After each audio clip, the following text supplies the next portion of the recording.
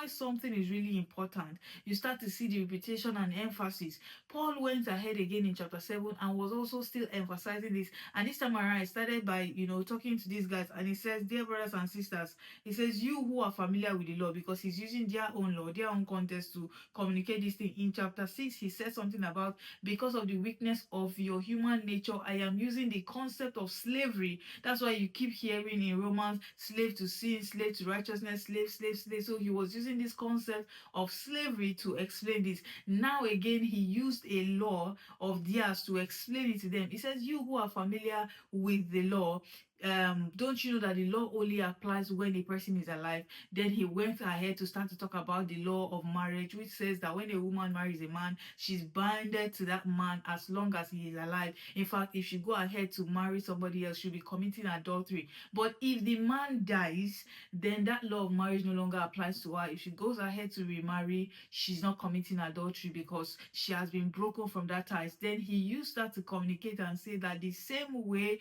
we died when Christ died, and so we have, been broken from that marital relationship with sin, with death, with the law.